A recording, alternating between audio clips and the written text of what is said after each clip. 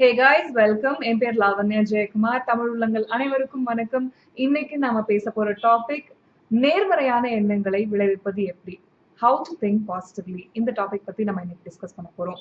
நேர்மறையான எண்ணங்கள் நம்ம வாழ்க்கைக்கு ரொம்ப முக்கியம். ஏன்னா நம்ம எந்த விஷயமே வெற்றிகரமா முடிக்கிறதுக்கு நம்ம எண்ணங்கள் தான் காரணம். நீ என்ன நினைக்கிறாயோ அதுவாகவா மாறுகிறாய் அப்படின்றது பகவத்கீதாவோட பொன்மொழி இல்லையா? சோ நம்ம நினைக்கிற விஷயங்களை வெற்றிகரமா முடிக்கிறதுக்கு நம்ம நினைக்கிற விஷயங்களை சக்சஸ்ஃபுல்லா சாதிக்கிறதுக்கு நமக்கு முக்கியமான தேவை பாசிட்டிவ் திங்கிங்.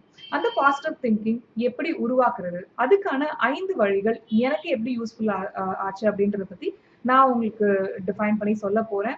நான் படிச்ச புக்ஸ்ல இருந்து, நான் படிச்ச வேரியஸ் இன்ஸ்பிரேஷனல் செல்ஃப் டெவலப்மெண்ட் புக்ஸ்ல இருந்து கொஞ்சம் பாயிண்ட்ஸ் திரட்டி நான் என்னோட லைஃப்க்கு அதை யூஸ் பண்ணி எனக்கு எது ஒர்க் அவுட் ஆச்சோ அந்த கான்செப்ட்ஸ் மட்டும் தான் நான் இன்னைக்கு உங்க கூட ஷேர் பண்ண போறேன். ஸோ ஃபர்ஸ்ட் பாசிட்டிவ் திங்கிங் அதை எப்படி வளர்த்துக்கிறது அப்படின்றது தெரிஞ்சுக்கிறதுக்கு முன்னாடி நம்மளுக்கு எதிர்மறையான எண்ணங்கள், அதாவது நெகட்டிவ் திங்கிங் ஏன் வருது அப்படின்றத பத்தி நம்ம கொஞ்சம் தெரிஞ்சுக்கணும்.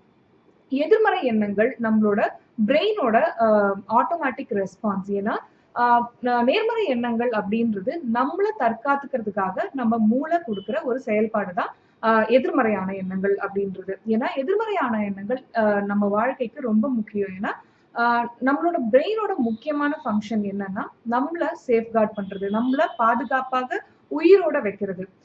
இதை பத்தி அண்டர்ஸ்டாண்ட் பண்றதுக்கு நம்ம கொஞ்ச காலம் முன்னாடி போய் நம்ம குகையில வாழ்ந்த மனுஷங்களா இருந்தோம் இல்லையா, அந்த ஆதி காலத்து மனுஷன், அவனை பத்தி கொஞ்சம் ஐடென்டிஃபை பண்ணி அண்டர்ஸ்டாண்ட் பண்ணிக்கலாம். ஏன்னா அப்பதான் நம்ம மூளை எப்படி செயல்படுது அப்படின்றத நம்ம கொஞ்சம் புரிஞ்சுக்க முடியும். சோ ரொம்ப காலத்துக்கு முன்னாடி நம்ம குகைகள்ல வாழ்ந்தப்போ நம்மளை சுத்தி ஆபத்துகள் ரொம்ப ஜாஸ்தியா இருந்தது. அது நம்ம குகையிலேயே வாழ்ந்த ஒரு சின்ன சிலந்தியா இருக்கலாம், இல்லைன்னா நம்ம வெளியே உணவுக்காக தேடி ரொம்ப தூரம் நடந்து போகும்போது ஊர்ந்து போற ஒரு பாம்பா இருக்கலாம், இல்ல பெரிய பெரிய ஆபத்தான விலங்குகள் புதர்கள்ல ஒளிஞ்சுகிட்டு இருக்க ஒரு சிங்கமாவோ புலியாவோ ஒரு ஹயனாவோ ஏதாவது வேணா இருக்கலாம். ஓகேங்களா? அதெல்லாம் வந்து நம்மளுக்கு ஆபத்தை விளைவிக்கக்கூடிய ஒரு ஆபத்தான விஷயங்களா இருக்கு. சோ எப்பவுமே வந்து நம்ம வெளியே போகும்போதும் சரி, உள்ள ஒரு பாதுகாப்பான இடமா நம்ம கருதி இருக்கும் போதும் சரி, நம்ம மூளை வந்து நம்மளோட சுத்து வட்டாரத்தை கவனிச்சுக்கிட்டே இருக்க வேண்டியதா இருந்தது. ஏன்னா எந்த இடத்துல இருந்து என்ன வரும், எந்த இடத்துல இருந்து நம்மளுக்கு ஆபத்து வரும் அப்படின்றத எப்பவுமே கணிக்க முடியாத ஒரு சூழ்நிலையில தான் நம்ம வாழ்ந்துகிட்டு இருந்தோம். என்னதான் வந்து ஒரு 50,000 வருஷத்துக்கு முன்னாடி இதெல்லாம் நடந்திருந்தாலும், இந்த ஒரு குகைகள்ல வாழ்ந்த மனுஷனா நம்ம இருக்கும்போது அதை பத்தி பேசிட்டு இருந்தாலும், நம்ம மூளைன்றது நம்மளோட பேசிக் இன்ஸ்டிங்ஸ்லாம் ரொம்ப ஒன்றும் பெருசா மாறிடல. நம்ம என்னதான் டெக்னாலஜிக்கல் உலகத்துல நம்ம வாழ்ந்தாலும் நம்ம மூளைன்றது ஒரு பரிணாம வளர்ச்சி அடைஞ்ச காலத்துல ஒரு 10 லட்சம் வருஷத்துல இருந்து ஒரு 50,000 வருஷத்துக்கு கொஞ்சம் கொஞ்சமா தான் டெவலப் ஆயிட்டு வந்தது. அவ்வளோ நாளும் நம்ம வந்து லட்சக்கணக்கான வருஷங்கள்ல ஒரு ஆதிகால குகை மனுஷங்களா தான் நம்ம வாழ்ந்துகிட்டு இருக்கோம். இப்போ இந்த டெக்னாலஜிக்கல் ஒரு மொபைல் போன் யூஸ் பண்ற ஒரு கம்ப்யூட்டர்ல நம்ம எங்கேயோ உட்காந்துக்கிட்டு உலகத்துல எந்த மூலையில இருந்து எந்த விஷயங்கள்னாலும் கண்ணிமைக்கிற நேரத்துல நம்ம பாக்குறோம். இதெல்லாம் இப்போ வந்து டெக்னாலஜிக்கல் அட்வான்சஸ் ஒரு 100 இயர்ஸ்ல நடந்தது. இதுக்கெல்லாம் நம்ம மூளை ரொம்ப ஃபாஸ்டா தகவமைச்சுக்கிட்டாலும் நமக்கு இருக்க பேசிக் இன்ஸ்டிங்க்ட்னு சொல்லுவோம் இல்லையா, அந்த விஷயங்கள்ல நம்ம மூளை வந்து இன்னுமே ரொம்ப பரிணாம வளர்ச்சி ரொம்ப அடையல. அதனாலதான் நம்மளுக்கு எதிர்மறையான எண்ணங்கள் எப்பவுமே வந்துகிட்டே இருக்கு. நம்ம ஒரு விஷயத்த பண்ண போகும்போது, அது ஒரு ஜாப் இன்டர்வியூவா இருக்கும்போது, இந்த விஷயத்த நான் நல்லா முடிப்பேன், இந்த விஷயத்த சக்சஸ்ஃபுல்லா செய்வேன் அப்படின்றதுக்கு பதிலா இந்த விஷயத்த நான் சொதப்பிடக்கூடாது அப்படின்ற ஒரு எண்ணத்தை நம்மளுக்கு கொடுக்குது. ஏன்னா நம்ம ஒரு கம்ஃபர்ட் ஜோன்ல இருந்து ஒரு சேலஞ்ச் ஜோனுக்கு போகும்போது நம்ம மூளை வந்து நம்மளுக்கு பல விதமான சமிக்ஞைகள் கொடுத்து அதை எந்த அளவுக்கு நம்மள அலர்ட்டா வைக்க முடியுமோ அந்த அளவுக்கு அலர்ட்டா வைக்குது.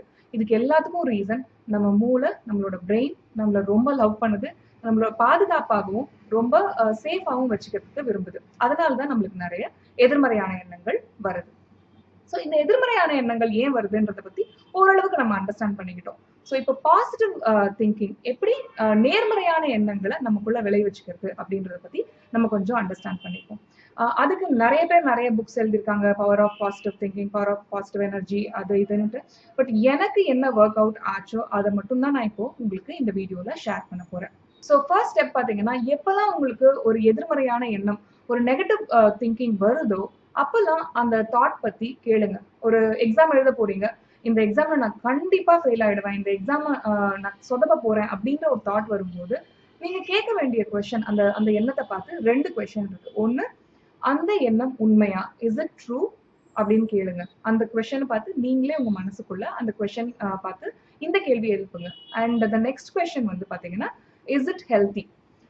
Is it true, is it healthy? இந்த ரெண்டு கொஸ்டினுமே நீங்க அந்த எண்ணத்தை பார்த்து கேட்கும்போது அந்த எதிர்மறையான எண்ணம் தானாகவே கரைஞ்சு போயிடும். ஏன்னா இப்போ ஒரு நல்ல எக்ஸாமுக்கு நீங்க ப்ராக்டிஸ் பண்ணி நல்லா படிச்சுட்டு அதுக்காக வெயிட் பண்ணிட்டு இருக்கீங்க அந்த எக்ஸாமை எதிர்கொள்றதுக்குன்னா உங்களுக்கு ஒரு எதிர்மறையான எண்ணம், ஒரு நெகட்டிவ் திங்கிங், இந்த எக்ஸாமினேஷனை நான் எப்படியாவது சொதப்பாம பண்ணணுமே அப்படின்னு ஒரு எண்ணம் வரும்போது அதை பார்த்து கேளுங்க, இது உண்மையா, இந்த தாட் உண்மையா, இந்த தாட் எனக்கு ஹெல்ப் பண்ணுதா அப்படின்னு நீங்க கேட்கும் போது என்ன ஆகும்னா உங்க பிரெயின் ஆட்டோமேட்டிக்கா இல்ல இந்த தாட் உண்மை கிடையாது, இந்த தாட் எனக்கு ஹெல்ப்பும் பண்ணல அப்படின்னும் போது நீங்க ஆட்டோமேட்டிக்கா அந்த நெகட்டிவ் தாட்டை ஒரு பாசிட்டிவ் தாட்டோட இன்கார்பரேட் பண்ணிக்கலாம்.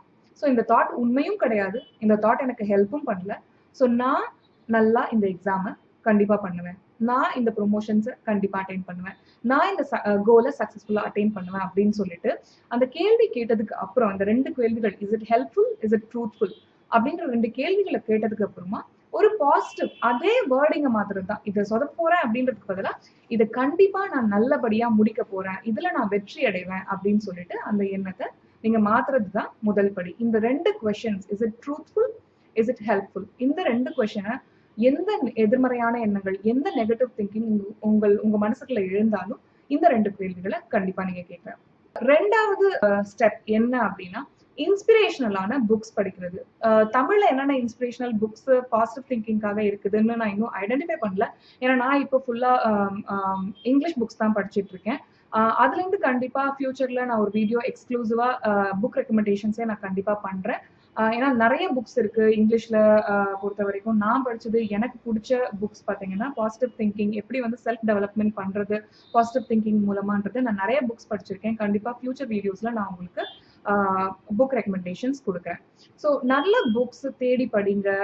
தமிழ் புக்ஸ் பிடிக்குதோ, எந்த லாங்குவேஜ்ல படிக்க பிடிச்சதா இருந்தாலும் சரி அந்த லாங்குவேஜ்ல தேடி ஒரு சின்ன ரிசர்ச் பண்ணீங்கனால, ஒரு அமேசான் போய் ஃபிளிப்கார்ட் போயிட்டு ஒரு சின்ன ரிசர்ச் பண்ணீங்கனாலே பாசிட்டிவ் திங்கிங் புக்ஸ்ன்னு சொல்லிட்டு, இல்லை இன்ஸ்பிரேஷனல் புக்ஸ், இல்லை self development books, personal development புக்ஸ்ன்னு சர்ச் query கொடுத்தீங்கனாலே உங்களுக்கு கோடிக்கணக்கான புக்ஸ்கள் வந்து நிற்கும். ஏன்னா செல்ஃப் டெவலப்மெண்ட்றது ஒரு பெரிய நிஷ்.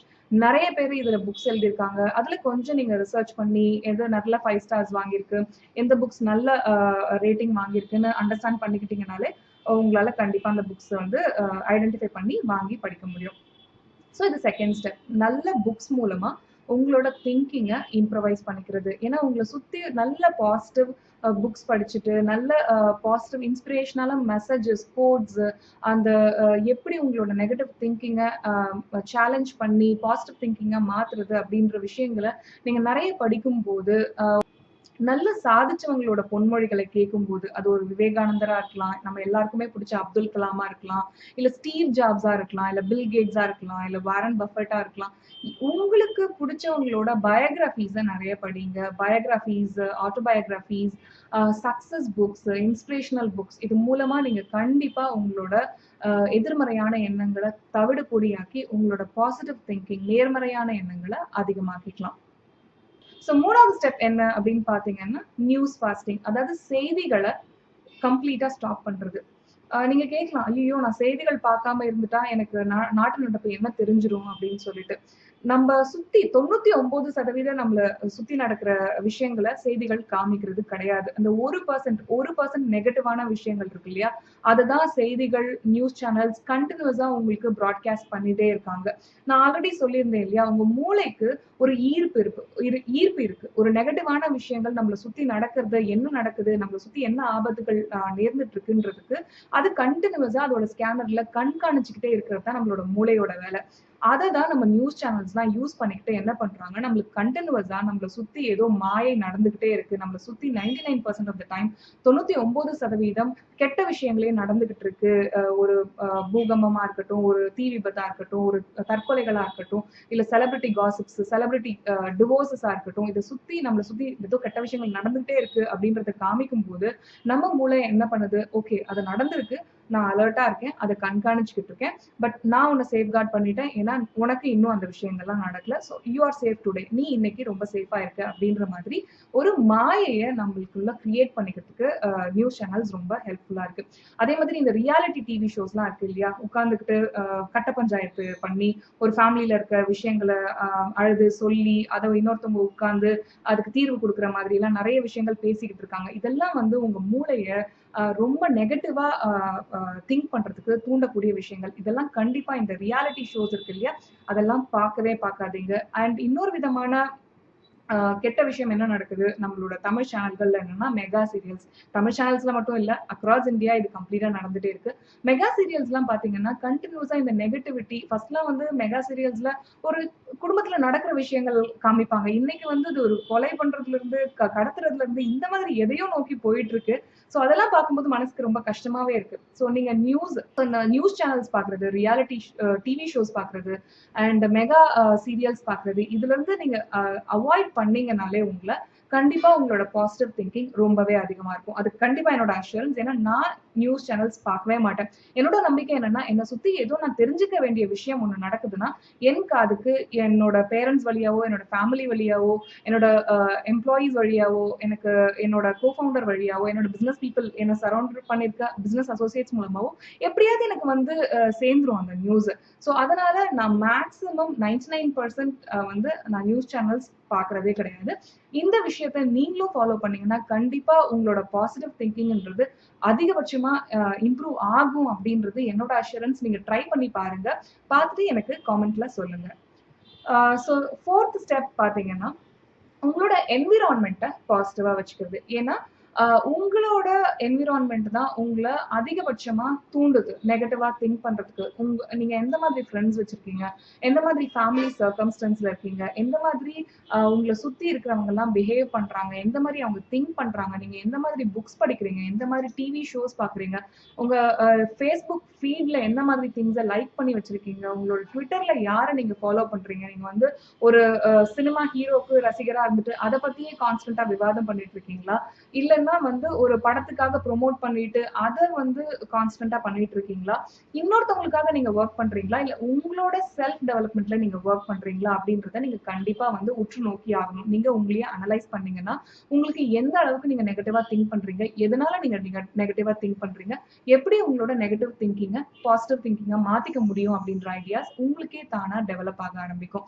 சோ உங்களை சுத்தி இருக்கிற சோஷியல் மீடியா, இன்டர்நெட் அப்படின்றது உங்களை நிறையவே தாக்கம் ஏற்படுத்துது. ஏன்னா நம்மளோட பேரண்ட்ஸ் எவ்வளவு நெகட்டிவா இருந்தாலும் அவங்கள பிரிஞ்சு நம்மளால வந்துட முடியாது. பட் அபார்ட் ஃப்ரம் தட் நம்மளோட ஃப்ரெண்ட்ஸ் சர்க்கிள், நம்ம படிக்கிற புக்ஸ், நம்ம பார்க்குற டிவி ஷோஸ், நம்ம பார்க்குற யூடியூப் சேனல், நம்ம எந்த யூடியூப் சேனல்ஸ்க்குலாம் சப்ஸ்கிரைப் பண்றோம், நல்ல விஷயங்களை அது நம்மளுக்கு சொல்லி தருதா, இல்ல ஒரு செலிபிரிட்டி காசிப்ஸ், இவங்களுக்கு டிவோர்ஸ் ஆச்சு, அவங்களுக்கு டிவோர்ஸ் ஆச்சு, அந்த விஷயங்களை மட்டுமே வந்து அந்த நியூஸ் சேனல்ஸ் எனக்கு கொடுக்குதா, எதை நோக்கி என்னோட கவனம் இருக்கு அப்படின்றத நீங்க அனலைஸ் பண்றது மூலமா உங்களோட பாசிட்டிவ் திங்கிங்க 100% இல்லைங்க, 200% நீங்க கண்டிப்பா இன்க்ரீஸ் பண்ணிக்கலாம். ஏன்னா நம்மளோட பாசிட்டிவ் திங்கிங் அப்படின்றது அதிகபட்சமா நம்ம என்விரான்மெண்ட்டை பொறுத்து தான் இருக்கு. நீங்க எந்த விதமான மக்கள் கூட பழகுறீங்க, எந்த விதமான புத்தகங்களை படிக்கிறீங்க, எந்த விதமான தொலைக்காட்சிகள் பாக்குறீங்க, எந்த விதமான டிவி சேனல்ஸ் பாக்குறீங்க, எந்த விதமான யூடியூப் சேனல்ஸ் பாக்குறீங்க, நீங்க பாக்குறது கேக்குறது, நீங்க பேசுற மக்கள், இவங்க எல்லாருமே வந்து உங்களோட மனசுல ரொம்ப பெரிய தாக்கத்தை ஏற்படுத்துறாங்க. அந்த தாக்கம் ஏற்படுத்தக்கூடியவங்க எல்லாம் ஒழுங்குபடுத்திட்டீங்கன்னா, ஓரளவு வந்து கண்ட்ரோல்டு என்விரான்மெண்ட்ல நீங்க இருந்தீங்கன்னா, உங்க என்விரான்மெண்ட் உங்களோட சமூக உடனடி சமூகத்தை நீங்க உற்று நோக்கி அதை எப்படி வந்து அடுத்த லெவலுக்கு நான் என்ன அடுத்த லெவலுக்கு கொண்டு போறதுக்கு எப்படி என்னோட என்விரான்மெண்ட்டை ஒழுங்காக்கலாம் அப்படின்னு நீங்க திங்க் பண்ணி அதுல நீங்க வந்து இம்ப்ரவைஸ் பண்ணீங்கன்னா கண்டிப்பா உங்களால பாசிட்டிவ் திங்கிங் அப்படின்ற ஒரு மாஸ்டரியே உங்களால அடைய முடியும். ஃபிஃப்த் ஸ்டெப் பாத்தீங்கன்னா பாசிட்டிவ் அஃபர்மேஷன்ஸ். நேர்மறையான எண்ணங்களை நமக்குள்ள விளைவிக்கிறதுக்கு சில அஃபர்மேஷன்ஸ் இருக்கு. அஃபர்மேஷனுக்கு எக்ஸாக்ட் தமிழ் வேர்டு என்னன்னு எனக்கு தெரியல. உங்களுக்கு தெரிஞ்சதுன்னா ப்ளீஸ் காமெண்ட் பண்ணுங்க. அதாவது ஒரு விஷயத்த செய்யறதுக்கு முன்னாடி I can win in it, I will be successful, I am a winner அப்படின்னுட்டு நம்மளுக்குள்ளவே நம்ம உத்வேகமான வார்த்தைகள், ஐ திங்க் உத்வேகமான வார்த்தைகள்ன்றது கொஞ்சம் கரெக்டா வருது அப்படின்னு நினைக்கிறேன். ஸோ உத்வேகமான வார்த்தைகளை நம்மளுக்குள்ள சொல்றது மூலமா நம்ம வந்து பாசிட்டிவ் திங்கிங்க, பாசிட்டிவ் எனர்ஜியை நம்மளுக்குள்ள உருவாக்கிக்க முடியும். ஸோ காலையில எழுந்து உங்களோட முகத்தை கண்ணாடியில பார்க்கும்போது உங்களுக்குள்ளவே இல்ல சத்தமா சத்தமா சொன்னீங்கன்னா இது கண்டிப்பா நல்ல ஒரு வைப்ரேஷன் உங்களுக்கு தரும். நான் இந்த உலகத்துல சாதிக்க பிறந்தவ, நான் இந்த உலகத்துல ஒரு வின்னரா வரக்கூடியவ, நான் இந்த எக்ஸாமினேஷனை கண்டிப்பா பாஸ் பண்ணுவேன், நான் இந்த காம்படிட்டிவ் எக்ஸாமினேஷன்ல ஒரு வின்னரா எனக்கு ஐடியல் கோலா வச்சிருக்க பெர்சன்டேஜ் எடுத்து நான் கண்டிப்பா வின்னரா வருவேன், நான் இந்த ஐஏஎஸ் எக்ஸாமினேஷன் என்ட்ரன்ஸ் எக்ஸாமினேஷனை கண்டிப்பா கிராக் பண்ணுவேன், இந்த கேட் எக்ஸாமினேஷன் இல்ல என்ன ஒரு காம்படிட்டிவ் எக்ஸாமினேஷன் நீங்க ட்ரை பண்ணிட்டு இருக்கீங்களோ, இல்ல நீங்க ஒரு கரியர்ல ஒரு ஒர்க்கிங் ப்ரொஃபஷனலா இருந்தீங்கன்னா ஒரு பாசிட்டிவ் என்விரான்மெண்ட் உங்களுக்குள்ளே கிரியேட் பண்ணிக்கிறதுக்கு உங்களுக்கு ஒரு ஐடியல் கோல் வச்சிருப்பீங்க. அது ஒரு ப்ரொமோஷனா இருக்கலாம், இல்ல அடுத்த ஒரு ட்ரீம் ஜாப் கிடைக்கிற விஷயமா இருக்கலாம், ஒரு மேனேஜர் அப்படின்ற ஒரு தகுதியை நீங்க அடையறதுக்கு உங்களுக்குள்ளவே நீங்க ஒர்க் பண்ற விஷயமா இருக்கலாம். ஸோ எந்த உங்களோட ப்ரொஃபஷனல் ஃபினான்ஷியல் எந்த கோலா இருந்தாலுமே பாசிட்டிவ் அஃபர்மேஷன்ஸ் மூலமா கண்டிப்பா நீங்க ஒரு பாசிட்டிவ் என்விரான்மெண்ட்டை கிரியேட் பண்றதுக்கும் பாசிட்டிவ் எனர்ஜி கிரியேட் பண்றதுக்கும் யூஸ் பண்ணிக்கலாம். ஸோ உத்வேகமான வார்த்தைகள் ஒருத்தருக்கு அந்த உத்வேகமான வார்த்தைகள் என்ன அப்படின்றது மாறுபடும். ஏன்னா எனக்கு வந்து I am a winner, I am a successful person அப்படின்றத நான் கண்டினியூஸா சொல்லிக்கிட்டே இருப்பேன். அதனால என்ன ஆகும், என்னோட எப்பெல்லாம் ஏன்னா நான் ஒரு பிசினஸ் ரன் பண்ணிட்டு இருக்கேன், எனக்கு நிறைய சேலஞ்சஸ் இருக்கும் டே டு டே. ஏன்னா ஒரு நாள் மாதிரி இன்னொரு நாள் இருக்காது, நிறைய பீப்புள் பார்க்கணும், நிறைய சேலஞ்சஸ் ஃபேஸ் பண்ணணும், நிறைய ப்ராப்ளம்ஸ் இன்கர் பண்ணணும், அதை ஓவர் கம் பண்ணணும் அப்படின்றதால நான் நிறைய விஷயங்களை ஓவர் கம் பண்றதுக்கு எனக்கு நிறைய பாசிட்டிவ் 100% இல்லை, எனக்கு 1000% பாசிட்டிவ் எனர்ஜியும் பாசிட்டிவ் திங்கிங்கும் தேவை. ஸோ அதை நான் எப்படி டெவலப் பண்ணிப்பேன் அப்படின்னா, எப்பெல்லாம் எனக்கு சோர்வு தோணுதோ, ஐயோ இதை என்னால முடிக்க முடியாது, ஐயோ இது வந்து ஒரு பெரிய கல் மாதிரி என் முன்னாடி வந்து நிக்குது, ஒரு என்னால எப்படி இதை உடைச்சு தகர்த்து நான் முன்னேற போறேன்னு எனக்கு தெரியல அப்படின்ற ஒரு சேலஞ்சஸ் எனக்குள்ள வரும்போது நான் சொல்ற விஷயம் என்ன இருக்கும், என்னால முடியும், என்னால கண்டிப்பா இதை தகர்த்தெறிஞ்சு ஒரு சாதனையாளனா வெளியே வர முடியும் அப்படின்றத நான் எனக்குள்ளவே சொல்லும் போது ஒரு 5 தடவை 10 தடவை 50 தடவை எனக்குள்ளவே சொல்லும் போது ஒரு 5 மினிட்ஸ் மெடிடேஷன் மாதிரி அதை பண்ணும்போது நான் எனக்குள்ள ஒரு பாசிட்டிவ் எனர்ஜி உணர்வேன், ஒரு பாசிட்டிவ் திங்கிங் எனக்குள்ள வர ஆரம்பிக்கும். ஐயோ எப்படி பண்ண போறேன் அப்படின்றத மாத்தி என்னால பண்ண முடியும் அப்படின்ற ஒரு உத்வேகத்தை எனக்கு இந்த வார்த்தைகள் கொடுக்க ஆரம்பிக்கும். ஸோ பாசிட்டிவ் அஃபர்மேஷன்ஸ் உத்வேகமான வார்த்தைகளை நீங்க யூஸ் பண்ண ஆரம்பிக்கிறது மூலமா உங்களுக்கு பாசிட்டிவ் திங்கிங் நிறைய வர சான்சஸ் இருக்கு, நிறைய வரும், என்னோட அஷூரன்ஸும் இருக்கு. ஸோ இந்த ஐடியாஸ் எல்லாம் யூஸ் பண்ணுங்க. நான் ஒரு ரேப் அப் பண்றேன். ஸோ 5 ஸ்டெப்ஸ் சொல்லியிருக்கோம் இந்த பாசிட்டிவ் திங்கிங் எப்படி உங்களுக்குள்ள இன்கார்பரேட் பண்ணிக்கிறது அப்படின்றத பத்தி. ஃபர்ஸ்ட் பாத்தீங்கன்னா உங்களுக்குள்ள அந்த 2 கொஸ்டின் கேட்கறது. எப்பெல்லாம் நெகட்டிவ் எண்ணங்கள் வருதோ, எதிர்மறையான எண்ணங்கள் வருதோ, அப்பெல்லாம் அந்த எண்ணத்தை பார்த்து நீ எனக்கு ஹெல்ப் பண்றியா, இது உண்மையா அப்படின்ற 2 கேள்விகளை கேட்கறது. அண்ட் செகண்ட் ஸ்டெப் பாத்தீங்கன்னா இன்ஸ்பிரேஷனலான புக்ஸ் படிக்கிறது. தேர்ட் ஸ்டெப் பாத்தீங்கன்னா உங்களை சுத்தி இருக்க என்விரான்மெண்ட்டை ஆடிட் பண்ணி அதை நல்ல விதமான என்விரான்மெண்ட்டா கிரியேட் பண்ணிக்கிறது. அண்ட் ஃபோர்த் ஸ்டெப் பாத்தீங்கன்னா நியூஸ் ஃபாஸ்டிங். கம்ப்ளீட்டா நியூஸ் சேனல்ஸ் எல்லாம் அவாய்ட் பண்றது, நியூஸே பார்க்காம அவாய்ட் பண்றது முக்கியமான விஷயம் உங்களுக்குள்ள பாசிட்டிவ் என்விரான்மெண்ட் கிரியேட் பண்ணிக்கிறீங்கன்னா.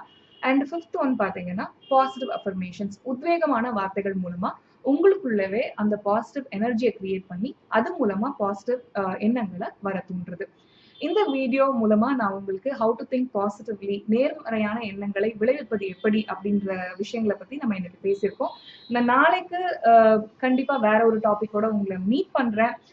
இந்த வீடியோ பிடிச்சிருந்ததுன்னா கண்டிப்பா லைக் பண்ணுங்க, உங்க ஃப்ரெண்ட்ஸோட ஷேர் பண்ணுங்க, கமெண்ட் பண்ணுங்க. உங்களோட கமெண்ட் படிக்கிறதுக்காக நான் கண்டிப்பா காத்துட்டு இருக்கேன். ஏதாவது பர்டிகுலர் டாபிக் பத்தி நீங்க தெரிஞ்சுக்கணும் விரும்புனீங்கன்னா அந்த எனக்கு எழுதி அனுப்புங்க என்னோட மெயில் ஐடிக்கு, இல்லைன்னா இந்த யூடியூப்லயே இந்த வீடியோ கீழே கமெண்ட் பண்ணுங்க. நான் அந்த வீடியோஸும் உங்களுக்காக தமிழ்ல ட்ரை பண்ண வெயிட் பண்ணிட்டு இருக்கேன். தேங்க்யூ.